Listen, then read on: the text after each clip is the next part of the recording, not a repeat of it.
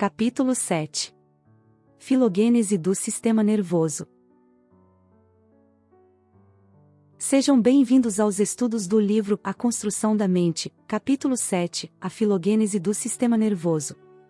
Abordando no vídeo de hoje, temas como a origem da célula e do neurônio, compreendendo seu funcionamento, a formação dos sentidos, o sistema nervoso, nossos reflexos e instintos. Antes de começarmos nossos estudos, fiquemos com a mensagem de Alta de Souza do livro Alta de Souza, capítulo do Píncaro ao Lodo. Do Píncaro ao Lodo. Alta de Souza. Caridade, o clarão de uma palavra boa. No calor da esperança a quem se desconsola. A ternura no lar, a sacrossanta escola. Do perdão que suprime a injúria que atraiçoa. Caridade, a oração que ilumina e abençoa. O poder da afeição que a lágrima crisola. Fraternidade e luz renascentes da esmola. Da prática do bem, de pessoa a pessoa. Caridade, o sorriso, a paz, o teto e a mesa. Tudo o que purifica e exalta a natureza. Nas fontes da bondade é que a vida recorre. Caridade é servir desde o píncaro ao lodo. Caminhar com Jesus e esquecer-se de todo. Para estender no mundo o amor que nunca morre. Voltando ao livro. Os oceanos primitivos, nos primeiros tempos do surgimento da vida, estavam repletos de protoplasma a espalhar-se por toda parte. O protoplasma correspondente à substância fundamental da célula, a base para o início da vida, ou ainda, o germe da vida. O protoplasma possui 3 propriedades, que são importantes para o surgimento e a manutenção da vida. A propriedade de ser sensível a um estímulo, ou seja, reagir sobre as sensações do meio. A condutibilidade, para então conduzir o estímulo recebido por toda a célula, para que seja determinada a resposta mais adequada. E a contratilidade, a capacidade de fugir de um estímulo nocivo, reduzindo seu tamanho. A partir do momento em que o protoplasma adquire uma membrana plasmática, que protege e regula as entradas e saídas de substâncias, surgem os seres unicelulares. Um organismo unicelular como a ameba apresenta todas as propriedades do protoplasma, inclusive as 3 citadas acima: sensibilidade, condutibilidade e contratilidade. Quando tocamos em uma ameba com uma microagulha, observamos que ela se afasta. Ela é sensível ao toque e conduz a informação a outra parte da célula, provocando uma retração. Contudo, a ameba, tendo todas as propriedades do protoplasma, não se especializou em nenhuma. Os primeiros neuroníos. Com o desenrolar do processo evolutivo, foram surgindo seres mais complexos, nos quais existiam células situadas na superfície, que se especializaram na sensibilidade e na condutibilidade, e outras, que se especializaram na contração. Com o tempo, as células musculares primitivas, especializadas na contração, passaram a ocupar posição mais profunda no organismo. Células da superfície foram se especializando cada vez mais em receber os estímulos do meio ambiente, transmitindo-os às células musculares mais profundas. Essas células especializadas foram os primeiros neuroníos. Na extremidade dessas células, situadas na superfície, surgiram formações especiais denominadas de receptores. Os neuroníos localizados na superfície, especializados em receber estímulos, foram chamados de neuroníos sensitivos ou aferentes. Os neuroníos que recebem os impulsos e os levam até o músculo, com a mensagem de contração, foram chamados neuroníos motores ou eferentes. A conexão do neurônio sensitivo com o neurônio motor ocorre através de uma sinapse. Temos assim o exemplo de um arco reflexo simples, num ser simples, um neurônio sensitivo, aferente, com seu receptor, um local onde ocorre a sinapse, centro nervoso, e um neurônio motor, eferente, que se liga aos músculos. No entanto, uma simples minhoca é um animal segmentado e, para evitar um estímulo nocivo, pode ser necessário que a resposta ocorra em outros segmentos. Surge assim outro tipo de neurônio, chamado neurônio de associação. Temos assim um arco reflexo que envolve 3 tipos de neuroníos: sensitivo, motor e de associação. No exemplo de um anelídeo, animal que possui o corpo segmentado, cilíndrico dividido em anéis, como a minhoca. Evolução dos neuroníos. Todos os neuroníos do sistema nervoso do homem podem ser classificados, em última análise, em neurônio sensitivo ou aferente, neurônio motor ou eferente, e neurônio de associação. Essas células primitivas tinham a função de receber estímulos e provocar uma resposta. Durante a filogênese, os 3 neuronídeos sofreram muitas modificações e importantes especializações, como veremos.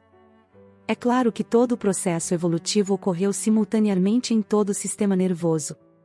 O estudo da evolução dos neuronídeos separadamente tem apenas um valor didático. O sistema nervoso é um todo indivisível. Não percamos de vista que, embora morra o corpo físico, a mente permanece em sua estrutura eletromagnética no corpo mental, como já vimos. Assim é que, todas as experiências evolutivas são conservadas, jamais perdem as qualidades adquiridas, mas se modificam no sentido progressivo. A formação dos sentidos. Na superfície, o corpo do neurônio fica sujeito a lesões irreversíveis. As lesões no corpo de um neurônio não se regeneram, ao contrário dos axônios. Na filogênese, o corpo do neurônio sensitivo, aferente, passou a ocupar uma posição mais afastada da superfície. Os receptores, na extremidade periférica dos neuronídeos sensitivos, especializaram-se em vários tipos de estímulos, surgindo estruturas cada vez mais elaboradas, capazes de transformar os vários estímulos físicos ou químicos em impulsos nervosos, que são conduzidos aos centros nervosos pelos neuronídeos sensitivos. Surge assim o sentido do tato altamente especializado, a espalhar-se por toda a pele, que se converte em superfície receptora com variadas terminações nervosas. Surgem os sentidos químicos que culminam com o olfato e o paladar. Aperfeiçoam-se as células receptoras da luz, culminando no sentido da visão, que permite a formação das imagens na retina, cujos impulsos nervosos alcançam as vias ópticas e são transportados até o centro nervoso, onde a mente os recebe, analisa, interpreta, enviando-os ao córtex correspondente. Surge também o sentido da audição, em complexa estrutura que capta as ondas sonoras e as transporta pelo nervo auditivo em direção à mente e ao córtex respectivo. No desenvolvimento dos sentidos e de estruturas mentais mais complexas, surge a percepção integral do meio. Todos os órgãos do corpo espiritual e, consequentemente, do corpo físico foram, portanto, construídos com lentidão, atendendo-se à necessidade do campo mental, em seu condicionamento e exteriorização no meio terrestre.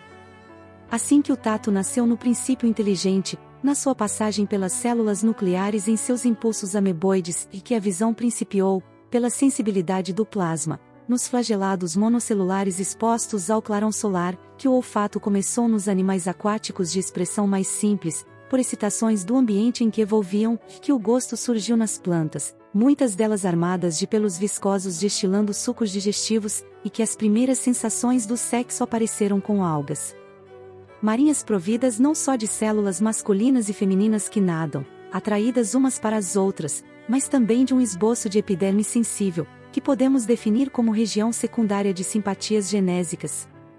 Evolução em Dois Mundos, Espírito André Luiz, Francisco C. Xavier. O sistema nervoso visceral. A especialidade do neurônio sensitivo inicialmente era levar ao centro nervoso, mais tarde, sistema nervoso central, informações sobre o meio ambiente, através dos sentidos. Com a evolução, contudo, surgiu um meio interno formado de órgãos e sistemas. Assim, alguns neuronídeos aferentes passaram a transmitir, ao sistema nervoso central, as informações sobre esse meio interno, para manter seu equilíbrio e constância, surgindo assim o chamado sistema nervoso visceral. O sistema nervoso autônomo. Juntamente com o sistema nervoso visceral, e como parte deste, surge o sistema nervoso autônomo, que se relaciona ao controle da vida vegetativa, ou seja, controla funções como a respiração, circulação do sangue, controle de temperatura e digestão, bem como o controle automático do corpo frente às modificações do ambiente. Estrutura-se assim o sistema simpático e parasimpático, regulando e coordenando as funções das vísceras.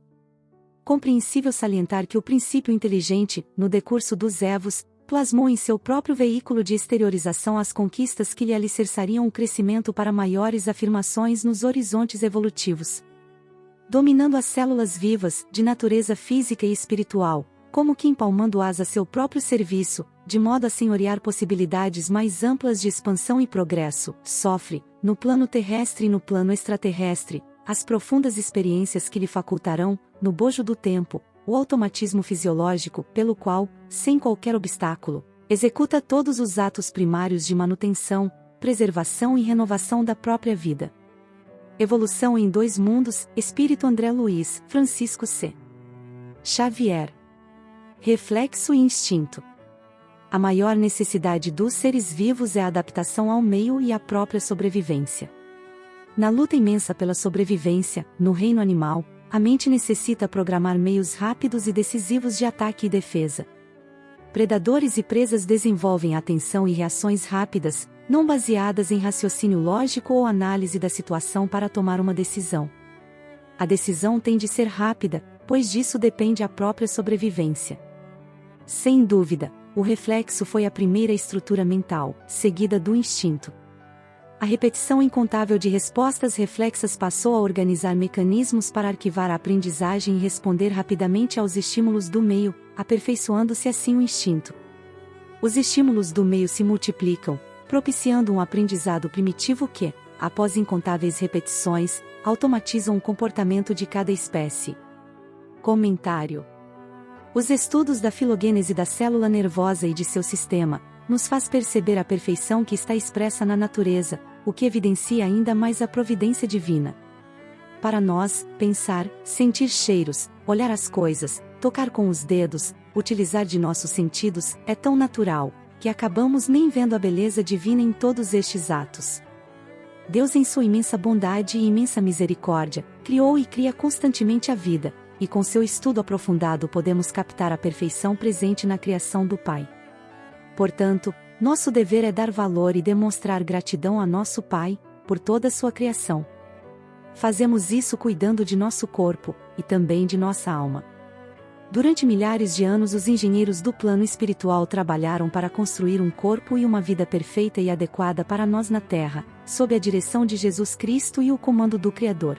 Então sempre que abrimos brecha aos nossos vícios da gula, prejudicando o nosso corpo com doenças como diabetes, obesidade, ou então o vício do alcoolismo, envenenando o nosso fígado com substâncias tóxicas, ou então quando damos vazão para nossos vícios sexuais, estragando nossos órgãos genésicos, de função tão bela, quando damos vazão aos vícios dos exageros do prazer da carne, estamos menosprezando todo o trabalho e toda a criação. Tenhamos então o conhecimento para poder combater nossos vícios, buscando o equilíbrio em nossas vidas, demonstrando a gratidão para com o Pai, cuidando de nossas saúdes, amando nosso corpo, e praticando da caridade. Pois quando cuidamos de nossa saúde, estendemos nosso breve tempo na Terra, e com isso, podemos ter mais tempo para praticar as leis de amor, doar nosso tempo para sermos colaboradores da criação do Pai, pagarmos nossas pendências, expiarmos nossas faltas, provar que as superamos e amar, para então auxiliarmos na construção divina.